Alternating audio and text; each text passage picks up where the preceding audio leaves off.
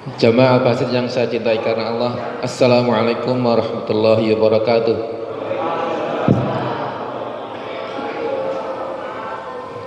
Alhamdulillah Rabbil Alamin, alladzi arsala rasulahu bil huda wa dinil haqq liyudhhirahu ala dini kullih wa kafa billahi syahida. Asyhadu an la ilaha illallah wa asyhadu anna Muhammadan abduhu wa rasuluh.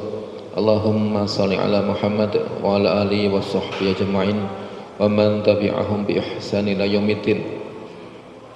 Rabbi shrah li sadri wa yassir amri wahlul 'uqdatam min lisani yafqahu qawli. Allahumma faqihna fiddin wa 'allimna at-ta'wil warzuqna malan waladan wa barik lana. Jamaah sekalian, kita awali dengan basmalah bersama-sama. Bismillahirrahmanirrahim. Jadi bahasan kita pada sore hari malam hari ini adalah mungkin pengulangan ya dari beberapa materi yang lalu, tetapi kita mencoba membuat penegasan yang secara khusus ya. Karena Bapak Ibu sekalian, dalam perjalanannya memang saya pribadi juga butuh satu format materi yang bisa saya berikan pada pasien saya, yang fokus langsung kepada inti permasalahan itu ya. Tapi tentu akan ada perbedaan ya daripada materi-materi sebelumnya, insyaallah. Ada fokus-fokus yang ingin kita tekankan dan juga ada sesuatu yang baru ya, seperti itu. Jadi Bapak sekalian, sarkopenia ya, penyusutan massa otot itu adalah salah satu sumber utama dari berbagai penyakit ya.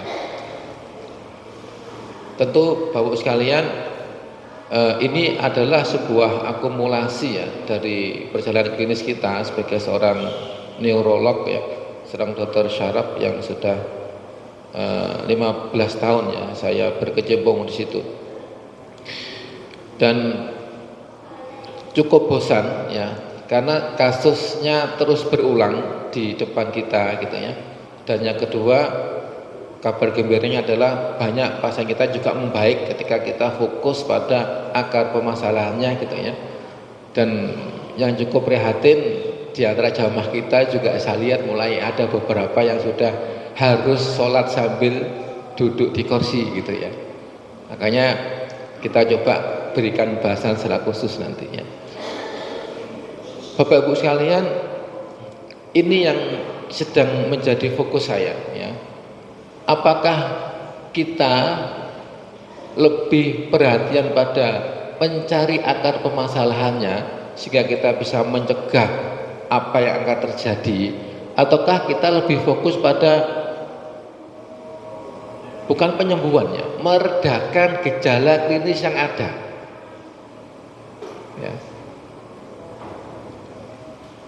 Karena Bapak sekalian, ketika kita lebih memilih pada yang sifatnya kuratif ya, maka ini ya adalah reaksi dari akibat, dan ini akhirnya harus berinteraksi dengan obat-obatan, dan tentunya Bapak sekalian ya, mahal, sakit, menyusahkan gitu ya, butuh kesabaran ekstra.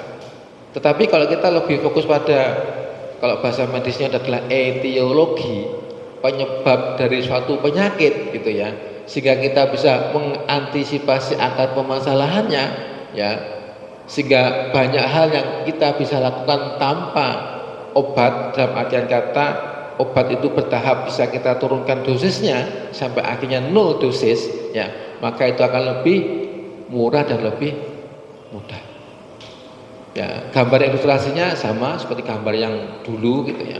Bahasanya Bapak Ibu sekalian, banyak di antara kita harus ya antri ya, waktunya, sabarnya, lelahnya ya. Belum nanti kalau pelayanannya lambat, dokternya terlambat, dokternya sedang bad mood sehingga komunikasinya tidak bagus itu ya. Seperti kemarin kita sempat dikomplain oleh pasien ya, karena sedang bad mood gitu ya. Atau antri ya, daftar antri ya, periksa dokter antri ya, ambil obat pun juga antri ya.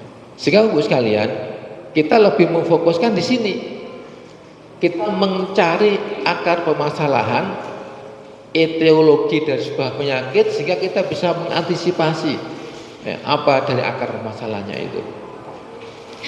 Jamaah sekalian, terkait dengan judul yang kita bahas lebih dalam pada malam hari ini, bahwasanya sarkopenia itu ternyata adalah salah satu sumber utama dari berbagai penyakit. Coba kita bahas lebih dalam. Bapak sekalian, ini gambarannya ya.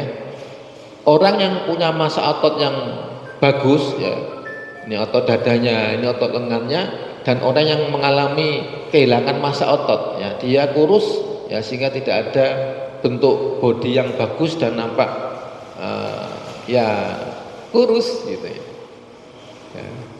Gak tahu jenengan masuk yang mana ini ya. Jadi Bapak sekalian, ini yang kita sebut dengan sarkopenia ya, penyusutan massa otot ya. Penyebabnya karena apa? Karena kita malas bergerak atau kita terpaksa harus inaktivitas. Kita punya waktu tapi malas bergerak, atau waktu kita terbatas sehingga kita menjadi orang yang inaktivitas. Bapak sekalian, ketika kita dulu sekolah di SD, di SMP, di SMA, kita yakin kita banyak aktivitas fisik ya. Yang namanya ubur-uburan layangan gitu ya, main gobak sodor ya, main bentengan itu, sehingga kita aktif bergerak. Tapi begitu kita masuk dalam jenjang perkuliahan, waktu kita lebih terbatas karena kesibukan, maka porsi gerak kita berkurang. Ketika kita masuk dunia kerja, lebih-lebih yang mewajibkan kita harus lembur bahkan ke nasib malam, jatah gerak kita juga berkurang. Lebih-lebih kemudian kita sudah berkeluarga, inaktivitas lebih bertambah. Lebih-lebih kalau kita kemudian secara finansial sudah lebih bagus, maka ya sudah ketemu pola makan kita juga pola makan yang berbeda lagi. Ataupun kita punya waktu tetapi kita malas bergerak ya. Dan ini nusa Bapak sekalian, saya tulis secara khusus karena kita kurang perhatian tentang ilmu. Bahasa sehat itu adalah utama. Dan dalam jurnal penelitian Bapak sekalian, itu proses sarkopenia ini dulu diawali di usia 40 tahun ya, kalau kita runut SD, SMP, SMA, kuliah dan kerja tadi. Tapi ternyata sudah dimulai pada usia lebih dini ya, 30 tahun ya. Ketika kemudian terjadi secara teori jurnal ilmiah tadi adalah penyusutan massa otot 1% tiap tahun, dan dampaknya adalah terjadi penurunan kekuatan 1-3% dari penyusutan 1% per tahun ini. Jenengan bisa bayangkan Bapak sekalian, ketika misalkan kita hari ini berusia 55 tahun gitu ya, sementara penyusutan itu terjadi di usia kita 30 tahun, maka sudah ada jeda waktu 25 tahun, berarti terjadi masa penyusutan massa otot kita adalah 25%. Dan itu setara dengan, kalau kita kalian 2%, setara dengan 50% kekuatan otot tubuh kita. Makanya wajar ketika dulu kita muda gitu ya, kita kuat push up, kita kuat ngangkat berat, badan kita jarang capek. Sekarang ya, push up kita sudah menurun, angkat barang sedikit kita sudah capek ya. Seperti itu ya. Jadi Ibu sekalian, ini gambarannya. Tentu berbeda antara orang yang mempunyai massa otot yang cukup dibandingkan mereka yang tidak mempunyai massa otot yang tidak cukup seperti itu. Ini gambaran ya, magernya gitu ya. Cuma ini yang perlu kita garis bawahi Bapak sekalian, banyak di antara kita yang kurang fokus, artinya kurang memberikan porsi yang cukup tentang ilmu sehat. Ya, seperti itu. Bapak sekalian, ini sudah pernah kita sampaikan ya, bahwasanya fungsi otot adalah menegakkan tubuh. Tubuh kita bisa tegak Bapak Ibu sekalian, yang utama adalah ditopang oleh tulang kita. Ya. Tapi tulang itu sangat terbantu kalau kita punya massa otot yang cukup. Ya. Otot juga berfungsi untuk keseimbangan tubuh. Nun sewu. Kenapa jenengan pilih duduk bersandar? Coba enggak bersandar. Kira-kira sakit enggak boyoknya? Sakit. Jangankan bergerak Bapak sekalian, diam saja itu otot kita sudah berkontraksi, berlawanan antara yang menarik dan mengendorkan agar tubuh ini seimbang. Contoh paling mudah kita ini aja lah, ngaji ini aja. Kenapa kalau pilih bersandar? Karena bersandar lebih rileks. Kalau kita nggak bersandar, punggung kita rasa capek.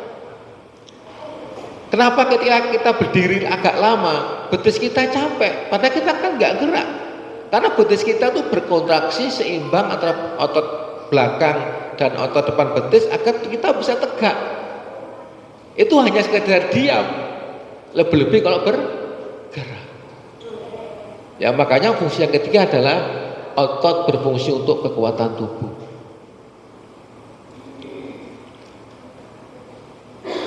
Semakin kuat massa otot tubuh kita akan semakin seimbang tubuh kita dan kita semakin punya kekuatan dan seimbang pula ketika kita bergerak. Ya, seperti itu.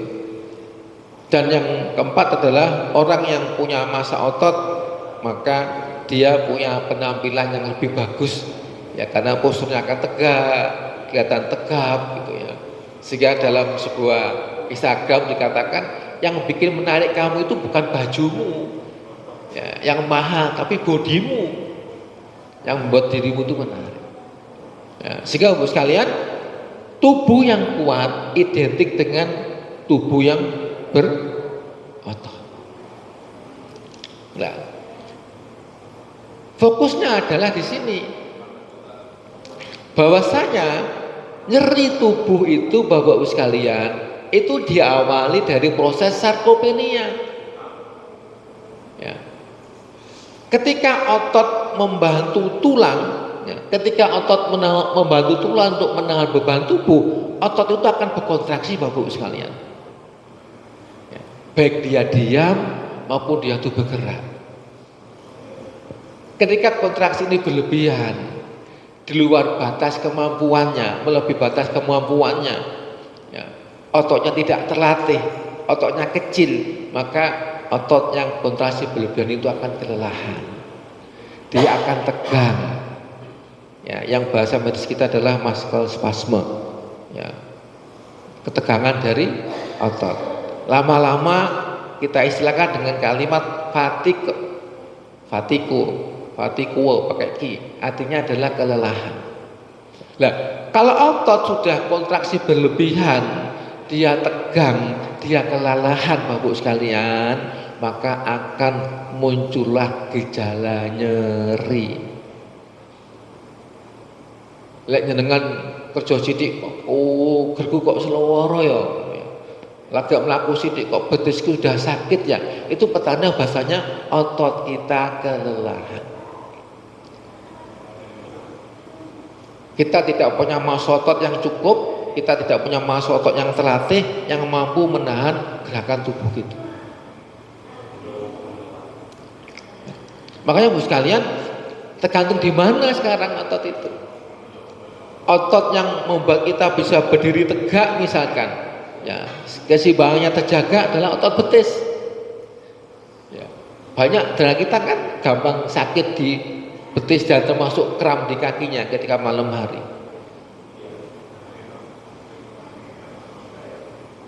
Betul kan?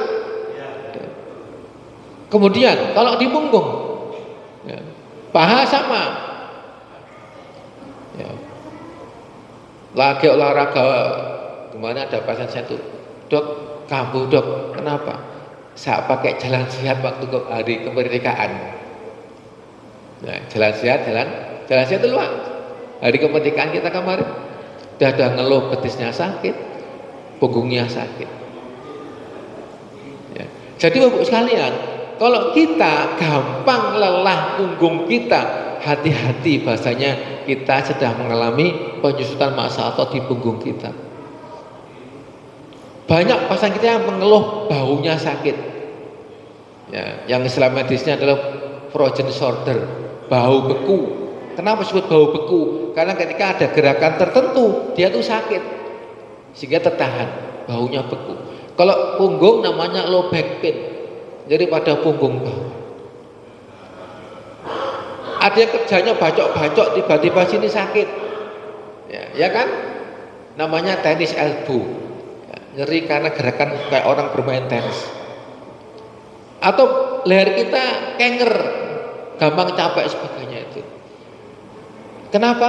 Salah satunya adalah sering lihat HP sambil tiduran.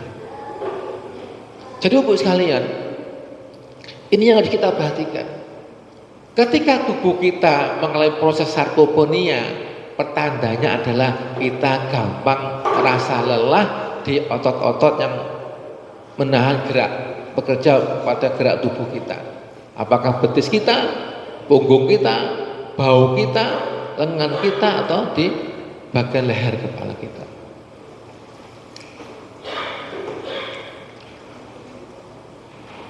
Otot itu membantu tulang menegakkan tubuh. Beban di tulang akan lebih berat ketika satu, ototnya tidak cukup kuat membantu. Yang kedua adalah orang yang mempunyai berat badan yang lebih. Nah, kalau itu berlangsung lama Bapak sekalian, beban tubuh itu lebih banyak tertumpu pada tulang, maka tulang akan mengalami perubahan anatomi. Ya. Ya, dari tubuh yang kedua karena sarkopenia adalah berat tubuh langsung tertumpu pada tulang, akhirnya terjadi perubahan dari anatomi tulang. Maka muncullah nyeri. Ya, ada yang di persendian kaki, ada yang di lutut, ada yang di pinggul. Ya, orang dengan nyeri lutut Bapak sekalian, osteoartritis ini kalau di ronsen itu ada pengapuran di tulangnya, jadi kayak ada lincip gitu. Ya, kemudian jarak antara tulang bawah dan tulang atas itu memendek. Kenapa memendek? Ya karena dia dapat tekanan dari atas.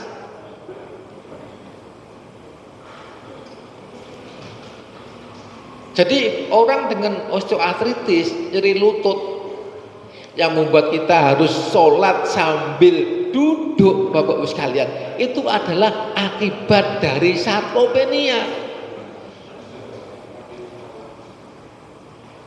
Itu. Kalau di punggung sama, ya terjadi pengapuran, ya atau terjadi tulang yang bengkok. Bapak sekalian, ini gambarnya gitu ya. Tulang itu kalau normal Bapak sekalian, dia bentuknya kotak. Ya, dia kotak. Bagus sudutnya 90 derajat. Ketika dia punya beban tubuh ya, lama, punya wing lama, tulang itu akan memendek karena dia ngerti pasek ya, ngerti pasek. Tanah kalau itu kan lama pasek memendek kan, susut kan tanah kita. Sama tulang itu akan memendek. Dan anehnya ketika memendek itu dia bukan cembung, tapi dia itu cekung. Itulah. Makanya kita lihat di gambar ini, dia tuh cekung bagus sekali, ini cekung ini. Ya ini cekung ini kan ya, ini cekung. Jadi bukan gembung, bukan cembung, tapi dia cekung. Ini cekung kayak ini. Ya. Nah ketika dia cekung ini bagus sekalian, pucuknya ini ngelincip, gitu loh. Paham gak? Nah, pucuk lincipnya kemudian disebut dengan osteopit ini. Saya bilang ke pasien saya, ini loh Bu, tulangnya dower gitu dower gitu. Ya, bibir yang dower gitu ya. Jadi kayak gini ini. Ya. Jadi mereka yang nyeri punggung lama kita foto pasti ada seringkali ada dua gambaran. Pertama adalah muscle spasme, artinya otot punggungnya kelelahan, dan yang kedua adalah perubahan dari anatomi tulangnya. Selain tulangnya memendek, Bapak sekalian, jarak ini juga akan memendek, jarak antar tulang yang memendek. Ini jarak tulang itu memendek. Lah ketika jarak tulang ini memendek, Bapak sekalian, akan terjadilah penekanan dari saraf yang orang awam bilangnya adalah saraf kejepit. Ya. Lama-lama ini tulangnya bengkok kayak gini ini. Sementara itu kita tidak pernah fokus. Dulu saya tidak fokus dengan ini, Bapak sekalian. Kalau ada apa seperti ini ya paling saya lakukan adalah tak kasih obat biar nyerinya enak. Karena saya pernah diajari kakak kelas saya itu, Dek, nanti kalau ada pasien yang kamu lakukan itu yang pertama adalah kasih obat yang membuat gejala keluarnya tuh hilang. Baru yang kedua, Anda berpikir penyebabnya apa, itu yang Anda atasi. Nanti Anda akan sebut sebagai dokter yang mandi. Nanti mandi nggak Pak? Kalau begitu datang ke Anda, keluarnya tuh hilang. Laris. Maka sampai ada teman sejawat itu Bapak sekalian, ngasih obat anti nyeri itu 3 macam. Ya. Ada Ponstan, isinya asam perfenamat, ada natrium diklofenak, ya, ada ibuprofen, masuk semuanya. Datang ke kita keluarnya apa? Dok, lambungku sakit. Gitu. Jadi kita selama ini lebih fokus pada apa keluarnya, nyeri punggung, ya udah kasih obat. Kita tidak pernah berbicara apa antisipasi akan masalahnya.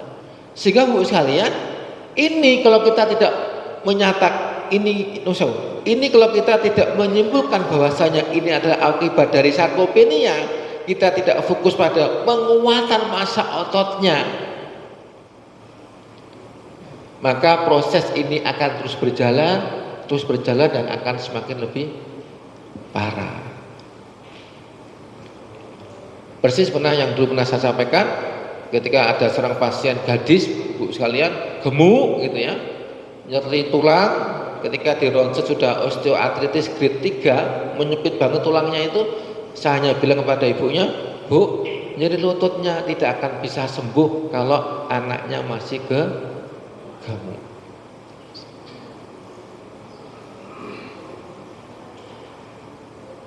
Ya. Jadi ini Bu sekalian, sangat sering kita temukan pasien yang nyeri punggung kronis, pasti kan kita akan dapatkan gambaran muscle spasme, otot yang tegang, dan perubahan dari anatomi tulang. Yang kita lakukan apa di sini? Agar tidak semakin parah, ya kita minta untuk kembali menguati otot punggungnya. Ini iklannya, ya, bahwasanya setiap turun 1 kilogram tubuh kita, maka akan menurunkan beban di sendi kita 4 kilogram.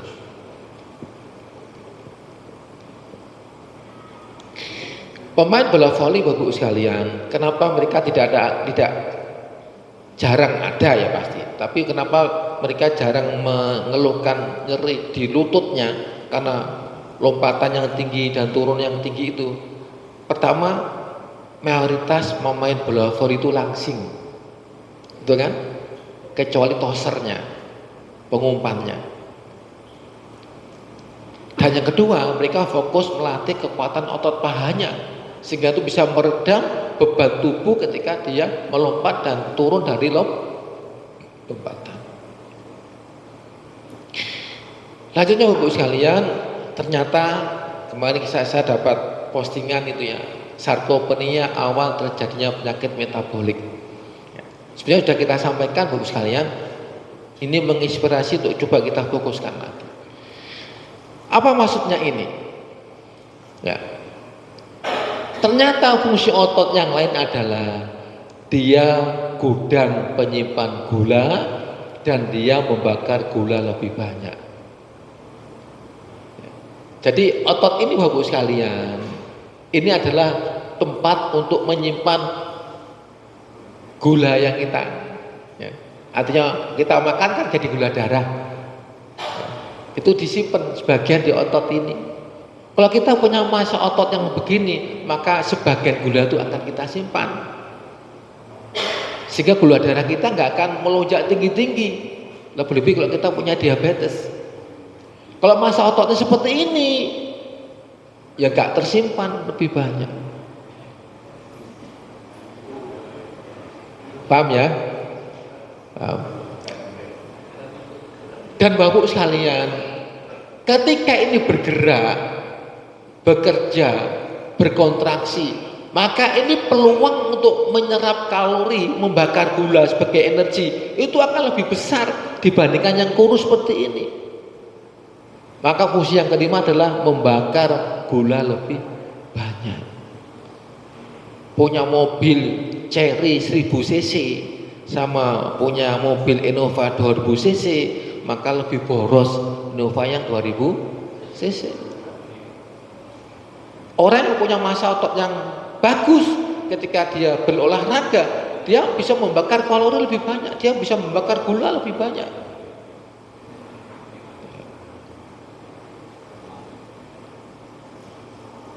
Seperti ini gambarannya. Ya. Metabolisme tubuh kita Bapak sekalian, ketika kita mengkonsumsi makronutrisi yang bernama karbohidrat, ya, makronutrisi itu ada dua, karbohidrat, lemak, dan protein. Makronutrisi karbohidrat yang kita makan itu akan dirubah oleh tubuh menjadi gula, ya, gula darah atau kita sebut dengan glukosa.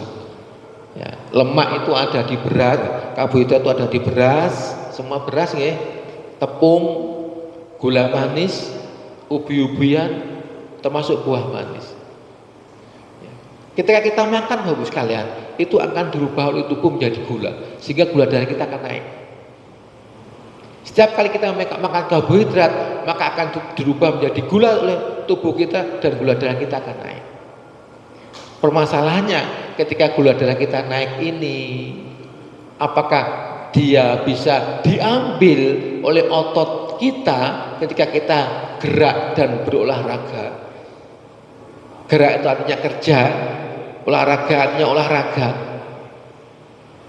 Apakah gula yang naik pasca kita makan karbohidrat itu sebagian bisa tersimpan ke otot kita ketika kita punya massa otot yang besar? Kalau ternyata masih belum terserap dengan banyak, gula darah kita masih tinggi, maka pankreas akan bilang, ayo insulin kamu keluar. Insulin bertugas untuk menurunkan gula darah itu. Dia akan ngomong sama liver, liver ini gulanya tinggi, disimpanlah di liver. Tapi nggak banyak. Kalau masih tinggi lagi, ya, karena kita makan nasi goreng, kemudian minumnya teh manis gitu ya, kita makan soto, enak sotonya, nasinya banyak, minumnya jeruk manis, ya gula kita melompat lah, naik tinggi. Ya. Kalau ini kemudian masih tetap tinggi Bu sekalian, maka insulin akan mengirim, ya, merubah dengan liver ini akan dijadikan lemak yang ada di tubuh kita itu. Akhirnya berat badan kita naik, ya lingkar perut kita tuh naik. Ketika Bapak sekalian kita tidak punya massa otot yang cukup besar, maka metabolisme tubuh kita akan mengalami perubahan, mengalami gangguan. Maka benar ini, ya, sarkopenia awal dari terjadinya penyakit metabolik. Ya. Maka tidak heran Bapak sekalian bahwasanya Indonesia masuk 5 besar kasus diabetes tertinggi di dunia. Kalau udah diabetes Bapak sekalian, komplikasi jangka panjangnya apa? Ada yang kena gangren, luka yang sulit sembuh sehingga harus diamputasi. Ada yang kemudian kena serangan jantung, termasuk stroke juga. Ada yang kemudian jadi cuci darah. Jadi sarkopenia Bapak sekalian awal dari gangguan metabolik tubuh kita. Ya. Dan ini ya, yang sudah sepuh-sepuh ini ya, Pak Darwis yang sepuh-sepuh ini yang sudah 60 tahun ke atas. Ternyata sarkopenia Bapak sekalian mempercepat penuaan dini, demensia dan kanker. Demensia itu apa sih Bu? Demensia itu pikun, lalian.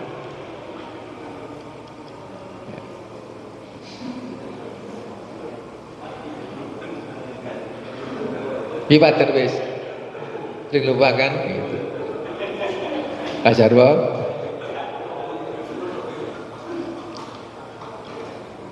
ya, kenapa Bapak sekalian? Ternyata ketika otot itu berkontraksi ya, banyak berkontraksi, baik itu karena aktivitas sehari-hari ataupun kita jadwalkan dengan olahraga rutin, maka otot akan mengeluarkan hormon yang disebut dengan hormon miokin. Yang hormon miokin ini terdiri beberapa subbagian isi-isi, ada yang namanya interleukin 6, ada yang namanya BDNF, ini singkatannya, ada yang namanya irisin. Interleukin 6 ini Bapak sekalian berfungsi mencegah penuaan dini dan antiinflamasi, mempromosikan diproduksi insulin yang lebih agar tidak terjadi diabetes, menciptakan pembuluh darah baru, mencegah kardiovaskuler dan merangsang pertumbuhan otot. BDNF berperan sebagai plastisitas ya, saraf. Jadi saraf itu fleksibel, dia bisa kasarnya meregenerasi dirinya. Dan ini Bapak sekalian, saat berolahraga dia 2-3 kali lebih banyak dikeluarkan, sehingga bisa meningkatkan produksi sel saraf, fungsi kognitif dan mencegah demensia. Sementara irisin dia cadangan lemak ya yang menghasilkan panas sehingga memperlancar metabolisme dan dapat mencegah peradangan saraf. Jadi Bu sekalian, bukankah kita punya masa otot itu butuh dilatih, butuh gerak kan, butuh olahraga kan? Nah ketika otot itu berkontraksi Bapak sekalian, hormon miokin akan diproduksi dan dia bisa mencegah terjadinya penuaan dini, demensia bahkan kanker. Ya. Berikutnya sarkopenia otot jantung. Jadi Bapak sekalian, otot jantung itu bisa mengecil, tapi otot jantung itu bisa membesar. Otot jantung membesar bisa karena 2 sebab. Karena pasif dia terkena hipertensi. Ya, itu orang kalau punya hipertensi kronis Bapak sekalian, kalau di ronsen dadanya itu akan terjadi pembesaran dari jantung. Yang dokter bilang, oh jantungnya bengkak gitu kan. Kita udah bikin takut. Tapi jantung itu bisa kita bikin aktif membesar pada orang yang olahraga rutin. Orang yang olahraga rutin jantungnya itu membesar. Kayak orang yang kalau berolahraga rutin ototnya terbentuk. Sama. Orang kalau olahraga rutin itu Bapak sekalian, ototnya jantung juga akan membesar. Sementara jantung berfungsi seperti pompa air. Kalau tandonnya Masjid Abbas itu tinggi menjulang 10 meter, maka butuh pompa yang lebih kuat untuk menyedot dan mengirim ke atas. Jantung itu ibarat pompa air, otot jantung yang bagus akan efektif berkontraksi. Olahragawan otot jantungnya akan membesar normal. Dampaknya apa? Orang yang olahragawan itu Bapak sekalian, ketika dia berolahraga, gak gampang ngos-ngosan. Lain jenengan jalan-jalan sebentar, jogging-jogging ringan, sudah detak jantungnya cepat sekali dan nafasnya ngos-ngosan, itu petanda kalau jantung kita tidak terlatih.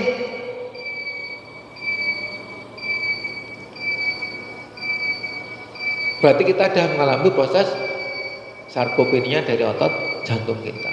Loh kok sarkopenia dok? Orang yang olahraga rutin Bapak sekalian, kemudian dia lama tidak olahraga, ya jantungnya mengecil.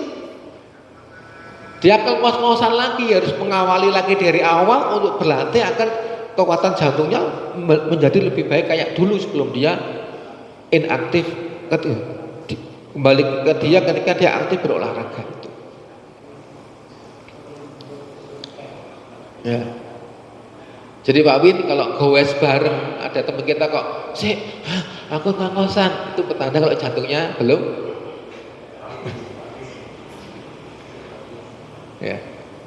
Dan orang yang olahraga jantungnya bagus Bapak sekalian, ya, maka jantungnya sangat efektif berkontraksi, maka detak jantungnya akan lebih rendah dari orang normal.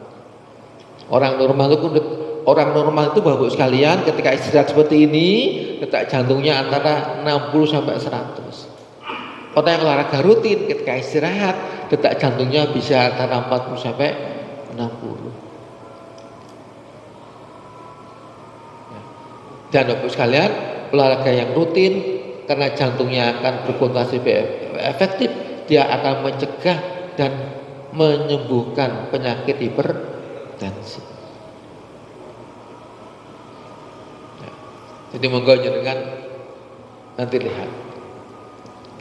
Saya Bapak sekalian jogging ringan, detak jantung saya kita ya 110, 115 lah. Tapi istri saya mendampingi kecepatan lari saya, dia sudah 140 detak jantungnya. Ya, kemudian kita punya jam pintar seperti ini. Berarti detak jantung 140 mas, berarti dia tidak terlatih jantungnya. Ya, jadi Bapak sekalian, dari ini semuanya seberapa banyak sel otot tubuh kita yang sudah hilang setiap tahun. Jujur Bapak sekalian, ketika saya jamaah itu di belakang ya, karena saya bawa anak kecil. Walaupun saya juga tahu teorinya, berebut di sop depan gitu ya. Saya kadang mengamati posternya para jamaah itu. Ya, sing kurus-kurus, sing mulai sangkuk-sangkuk gitu ya, yang sudah miring bodinya gitu. Saya ngamati. Saya cuma bilang ini sarkopenia.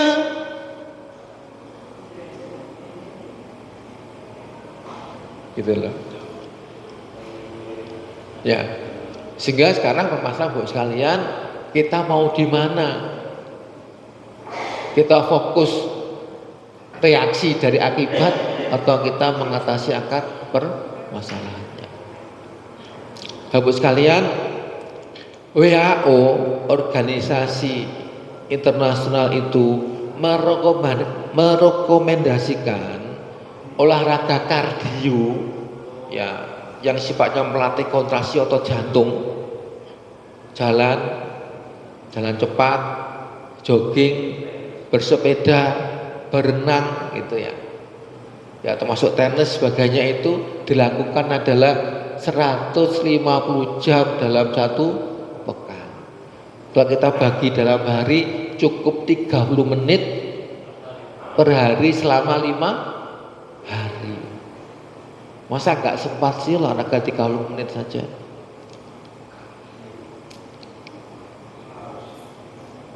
Ya, males. Nanti ada slide-nya yang menyinggung kata males tadi itu. Latihan otot, ya, baik pakai tubuh kita sendiri, push up, squat, ya, atau barbelan. Kalau saya bilang pasien saya, aku setengah liter ini bisa dipakai begini. Kalau terlalu ringan diisi pasir. Kalau terlalu ringan pakai sampai 1,5 liter. Kalau 1,5 liter yang 1,5 liter kok masih ringan, artinya dengan massa otot yang terus tumbuh kan jadi lebih kuat kan. 1,5 liter itu diisi pasir. Kalau Anda tidak sempat nge-gym ke tempat fitness center, Brian Gym itu Bapak Ibu sekalian, membernya saya tanya anak saya itu cuma 75.000 perak sebulan. Tahu Brian Gym itu? Top Sell Soko itu tahu? Ke barat sedikit itu. Ya, itu ada Brian miliknya orang Wikarsa nggih. Atau bukan Karsa, Dharma Wulan nggih. Dharma Wulan itu membernya 1 bulan cuma 75.000, murah. WHO merekomendasikan 2-3 kali per pekan, tidak setiap hari Bu, karena hari ini latihan butuh recovery, hari ini latihan butuh recovery. Catatannya adalah ketika kita olahraga kardio, hati-hati detak jantung saat olahraga. Ini ada rumusnya kan? Kita olahraga butuh sehat. Kita tidak ingin mati saat sedang berolahraga. Ya, makanya pentingnya kita punya jam pintar. Murah kok ini. Ya, Basotik murah. Kemudian beri waktu tubuh kita untuk recover. Bapak sekalian, olahraga itu bukan semata-mata menjadikan tubuh kita kurus atau punya bentuk tubuh yang lebih baik, ya. Tapi olahraga adalah cara bersyukur kita terhadap tubuh kita. Saya punya teman Pak, sama teman satu angkatan di SMA, hobinya lari. Kenapa Anda hobi lari? Aku asalnya PRU asam urat, linu, terus rekomendasi dokter saya apa? Olahraga. Dia olahraga Pak. Dia biasa lari, jangankan 5 kilo, ya, maraton. Dia sudah pernah ikut yang full maraton, 42 km di usia yang 55 tahun. Ya, tentu ada latihannya. Dia tempuh dalam waktu hampir 45 jam. Terus saya tanya, lek awakmu melayu kuwi apa pakai handset toh? Ya, biar ngomongnya macam-macam. Ndak, saya lebih suka tidak memakai apa-apa. Saya lebih suka saya berkomunikasi pada diri sendiri dan saya berkomunikasi pada Allah. Saya syukuri tubuh saya. Saya bersyukur atas tubuh saya. Hari ini aku olahraga. Aku berzikir pada Allah, berkomunikasi dengan Allah. Ya Allah, alhamdulillah, aku syukur nikmat tubuhku hari ini dengan olahraga. Ya. Lakukanlah latihan otot jantung untuk hidup lebih lama, dan lakukanlah latihan beban untuk hidup yang lebih baik. Nanti ada filmnya, ya. Jadi kesimpulannya Bapak sekalian adalah seperti ini. Ya, ada segitiga ini, ya. Ada otot, jadi kita harus waspada di usia muda, bahkan usia tua pun kita butuh. Karena sekali lagi saya katakan Bu sekalian, umur kita tidak bisa dimudahkan. Sepakat ya? Tapi otot kita bisa kita mudahkan. Ya. Waspada kita tentang sarkopenia ini. Kalau masa otot kita ini berkurang, terjadi gangguan metabolik, maka tubuh kita akan gemuk. Ya tadi sudah kita jelaskan ya. Akhirnya terjadilah penyakit-penyakit yang kita sebut dengan sindrom metabolik. Ya. Perut buncit, gula darah naik, tensi naik, kolesterol naik, trigliserid naik. Akhirnya kita berisiko terkena serangan-serangan penyakit metabolik. Kalau otot kita tidak kita latih, maka beban tubuh akan banyak tertumpu pada tulang. Lebih kalau kita gemuk, maka beban di tulang akan lebih berat lagi. Maka akan terjadi osteopenia, masa tulang yang berkurang, sehingga terjadilah osteoporosis, spondylosis, skoliosis, osteoartritis maupun faktor patologis. Ya. Ini pengeroposan tulang, ini pengapuran tulang, skoliosis itu tulang yang bengkok, osteoartritis itu pengapuran tulang di lutut, fraktur patologis itu adalah karena tidak ada pemadatan dari tulang. Tulang itu gampang patah Bapak Ibu sekalian. Makanya banyak nusawu ibu-ibu yang terpeleset di kamar mandi, jatuhnya terduduk, kemudian patah pada tulang pahanya.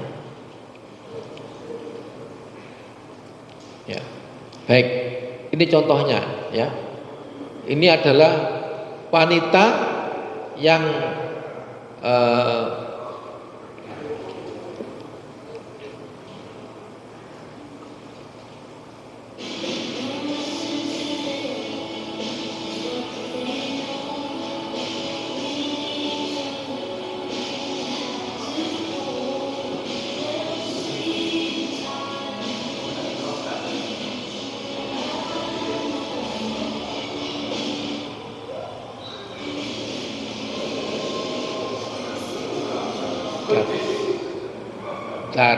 satu-satu dulu.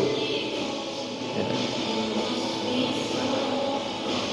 Awalnya datang pakai pembantu jalan, problemnya sarkopenia, dilatih penguatan massa otot, sekarang dia bisa lepas dari alat itu. Ya.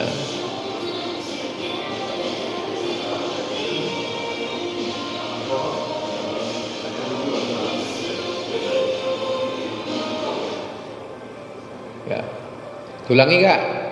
Ini.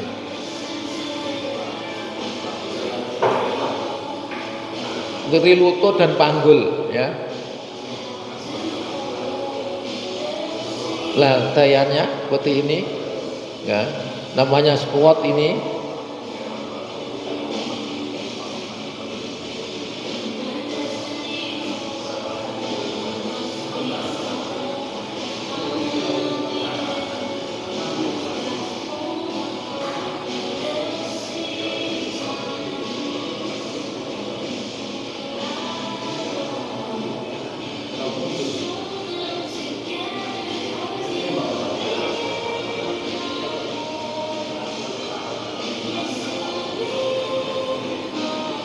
Baik, itu yang kedua Bapak sekalian, umur tidak bisa dimudahkan tapi otot bisa dimudahkan, ya.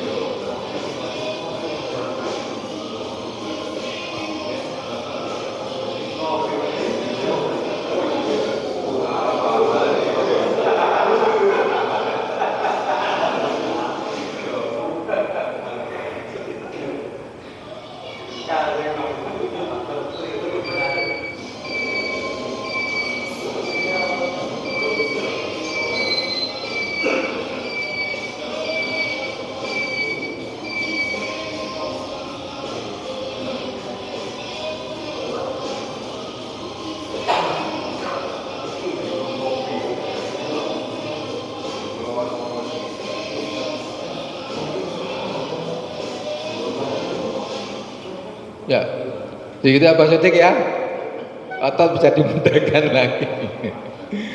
Jadi Bapak sekalian, kita itu sebatas berikhtiar, ya, agar punya kualitas hidup yang lebih baik sampai di akhir batas usia nanti. Di antara kita tidak ada yang ingin mati cepat kan? Kita ingin matinya nanti aja, mati tua. Ya.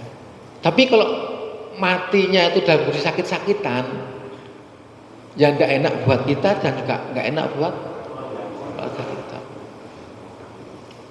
Ya, jadi kita terbatas berikhtiar agar punya kualitas hidup yang lebih bagus sampai batas akhir usia nanti. Terakhir Bapak sekalian, ya, Rasulullah bersabda, al-mu'minul qawi khairun wa habbu ilallah minal mu'minid dha'if. Mukmin yang kuat lebih baik dan lebih dicintai oleh Allah daripada mukmin yang lemah. Sepakat dengan hadis ini? Sepakat. Materi udah selesai, monggo mau tanya. Pijat itu bermanfaat nggak bagi otot? Gini, Ketika otot itu berkontraksi, ya, berlebih, maka akan ada pemecahan energi di otot kita. Ya, keluarlah ATP dan sebagainya. Itu pelajaran SMA ya. ATP dan sebagainya termasuk asam laktat. Ya, ketika asam laktat itu menumpuk, itu membuat nyeri di otot-otot kita. Ya, selain otot kita tuh tegang, kaku, penumpukan asam laktat itu menyebabkan nyerinya itu. Dan pijet itu merelaksasi. Dia memecah, tekniknya kan diputar dulu. Ya, dia memecah gumpalan penumpukan dari asam laktat. Setelah dia agak kendor, konsentrasi dari ototnya itu baru dipelurut ke arah jantung. Karena searah dengan arah vena ke jantung. Ya, dikasih penghangat kenapa?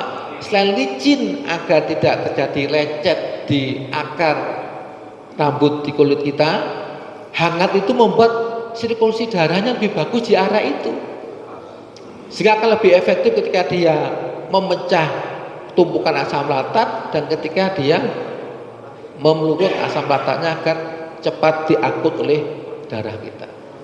Jadi pijat adalah relaksasi dari otot yang spasme itu, otot yang tegang tadi. Ya, lebih-lebih kalau yang pijat istri, Pak. Gak ya. Beliau tempatnya baru, Pak. Baik, cukup jamaah sekalian, mohon maaf. Semoga ini semakin menuntaskan materi tentang sarkopenia yang sudah lama kita bahas, tapi hari ini kita bahas lebih fokus. Mohon maaf atas waktunya. Terima kasih, jazakallah. Semoga yang kita sampaikan bermanfaat buat kita semua. Kita tutup dengan bacaan hamdalah dan kafaratul majelis. Alhamdulillah. Assalamualaikum warahmatullahi wabarakatuh.